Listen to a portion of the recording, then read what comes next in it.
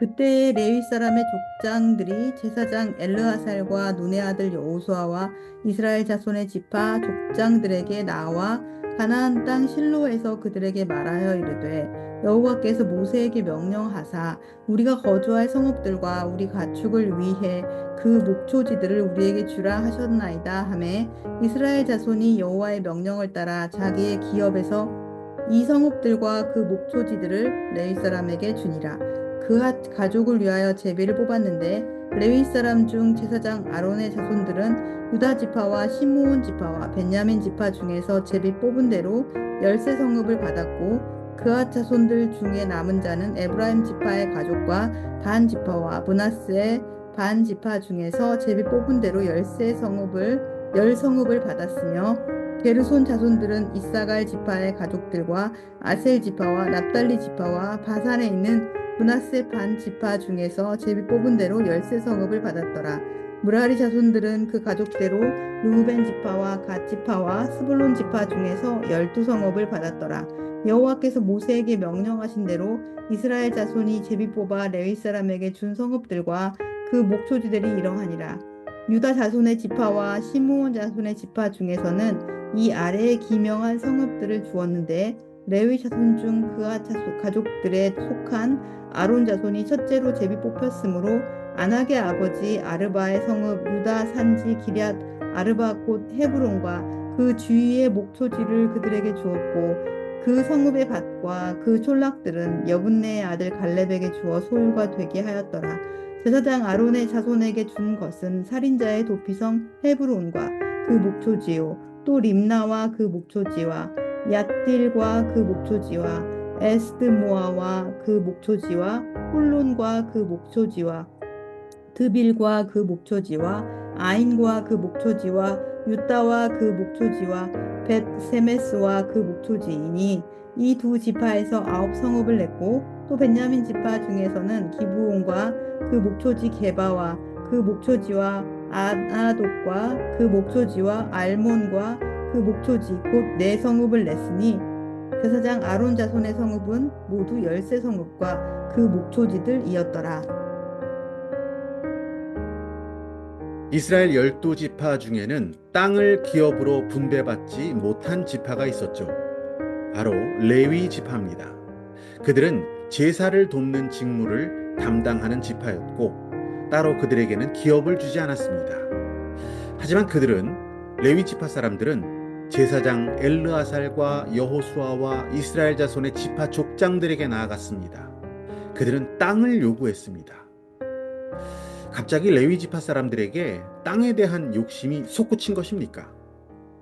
그들의 요구는 욕심에서 비롯된 것이 아니라 하나님께서 이미 모세에게 명령했던 내용, 즉 레위인들이 거주할 성읍들과 목초지를 주라 이렇게 약속하신 그 약속을 바탕으로 정당한 요구를 하고 있습니다. 레위 지파가 요구한 것은 다른 지파들과 같은 목적으로서의 기업이 아니었습니다. 거주를 위해 그리고 제사에 사용될 제물의 목축을 위한 공간 확보 차원에서 성읍을 달라고 요청한 것이었습니다. 아시다시피 레위 지파는 가나안 땅의 어느 한 지역에 다 같이 모여 살지 않았습니다. 이스라엘의 각 지파들이 거하는 그 곳곳에 레위 지파 사람들이 흩어져서 살면서 그 지파의 영적 활동과 그 일들을 위한 봉사와 헌신을 감당했던 것이죠.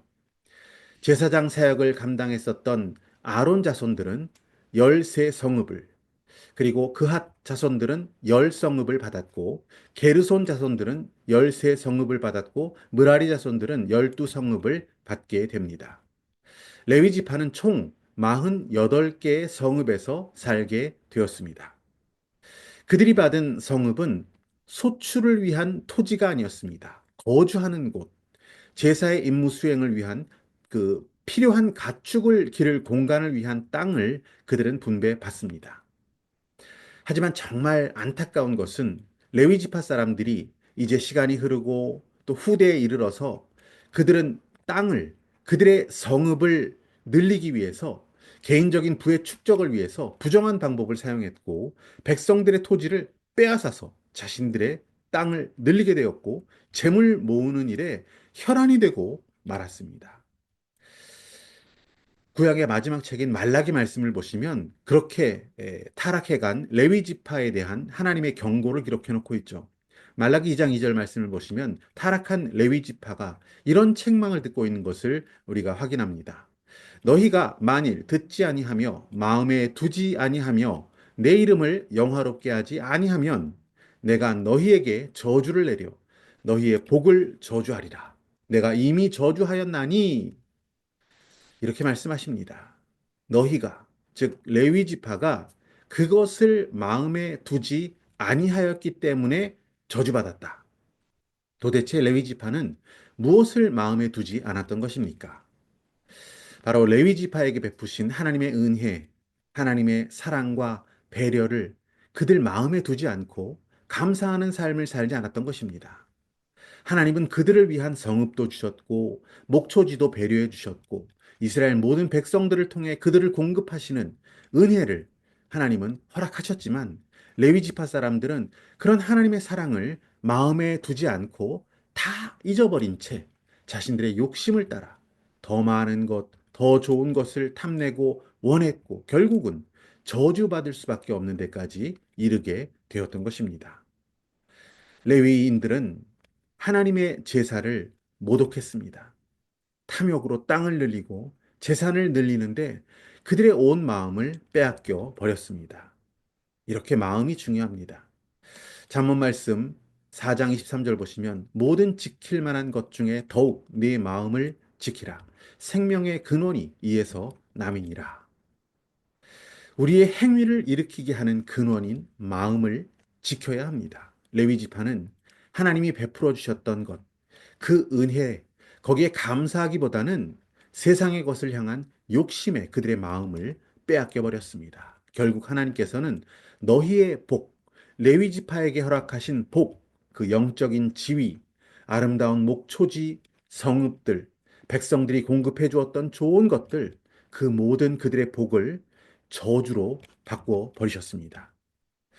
결국 아론의 뒤를 이은 제사장이 되었던 그 제사장직까지 하나님은 다 거두어 가시는 저주를 내리십니다. 결국 영원한 대제사장이신 우리 주 예수 그리스도께서는 레위 지파가 아닌 유다 지파의 자손으로 이 땅에 오셔서 레위 지파 제사장의 세습을 완전히 끝을 내시고 대제사장의 직무를 친히 주님께서 감당하시게 됩니다.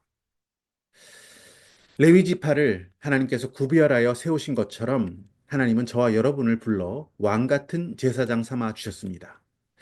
제사장 된 자는 당연히 하나님의 이름과 그 영광을 그 무엇보다도 가장 귀하게 여겨야 합니다. 그리고 제사장에게 맡겨주신 영적 직무에 대해서 무한한 자부심으로 감사하며 살아야 합니다.